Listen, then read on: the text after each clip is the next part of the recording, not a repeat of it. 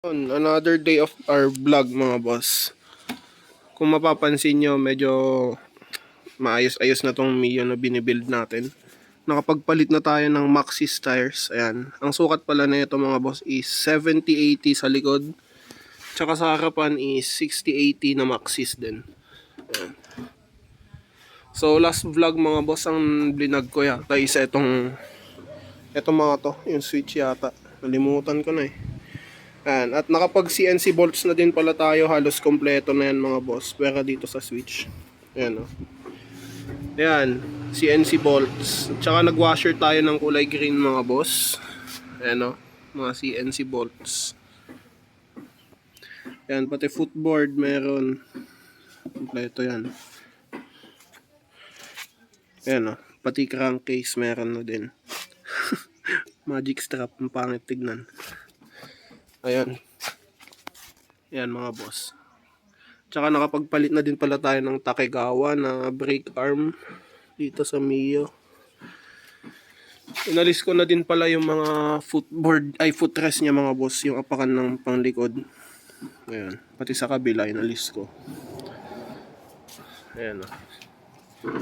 Pati dito mga boss sa caliper natin nakapagpalit na tayo ng mga CNC bolts. Ayan.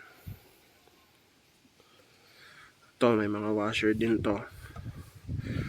Tsaka dito sa harap mga boss. Ayan o.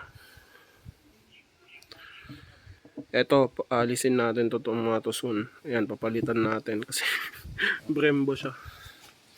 At ayan yung tabas natin dito nung nakaraan mga boss. Ayan o. Yan, so may mga pyesa pang parating to mga boss. So habang hinihintay natin yung ibang pyesa niya mga boss, may dumating na dito.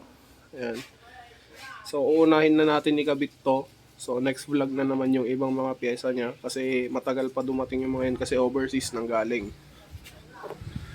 Yan, di ko na kayo bibigyan ng idea kung ano yung mga pyesa na yun, yung mga darating pa.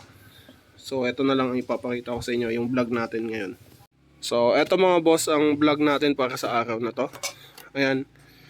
Eto unang-una tong alloy fender na drag fender. Ayan. Kasi nakita nyo naman yung pinakita ko kanina. Ayan o. Naka-strap lang siya dito. Pati yun o sa ilalim.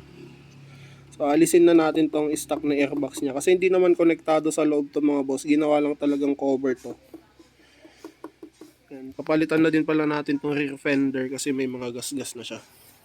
Eto mga boss, makikita nyo, nabaklas na natin yung kahan natin. Tapos, ayan, makikita nyo din na talagang madami pang aayusin dito sa loob nito. Siguro lilinisan na lang natin dito sa mga may nakikita, ganun. Ayan. Anyway, eto mag-aalis pa tayo ng U-box mga boss para madukot natin na alisin tong airbox nya. Ayan, tsaka aalisin na din natin tong rear fender natin at magtatabas pa pala tayo ng kagaya na ito. Kita ba? Ito.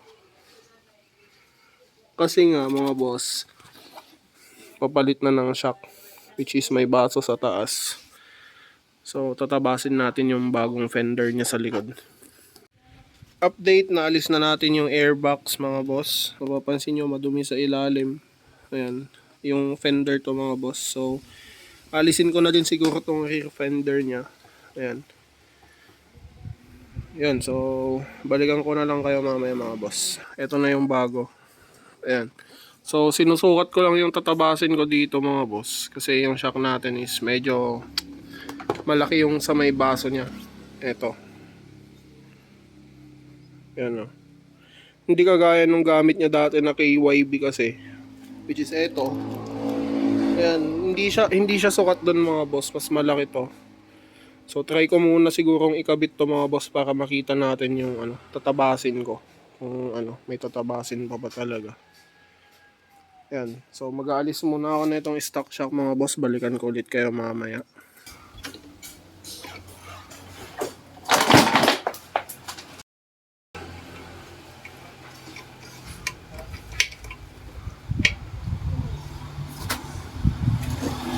Kabit na mga boss yung Showa na shock niya.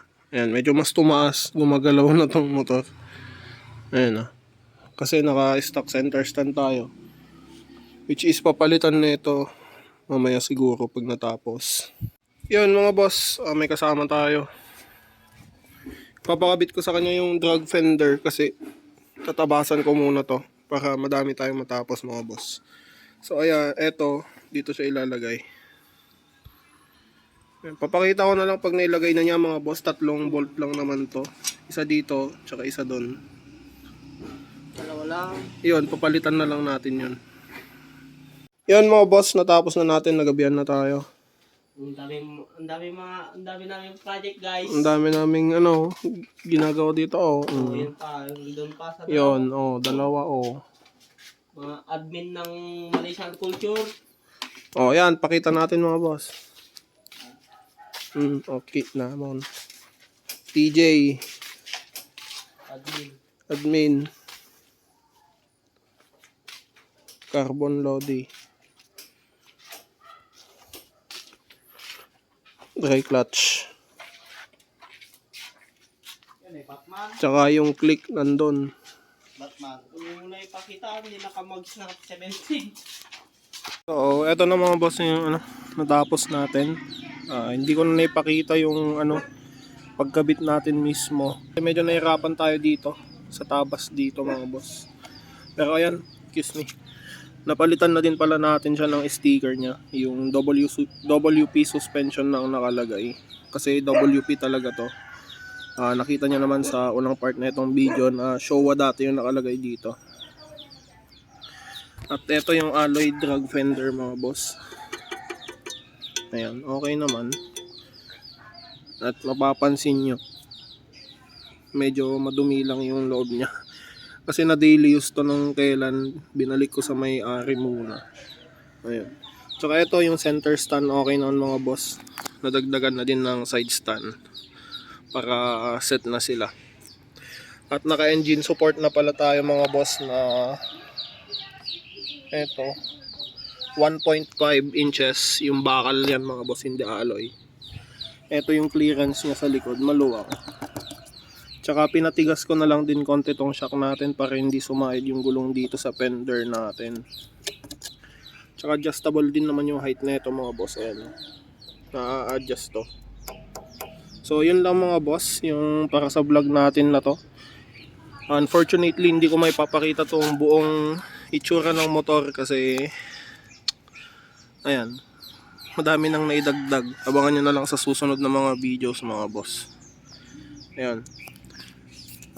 Like, share, and subscribe mga boss. Peace.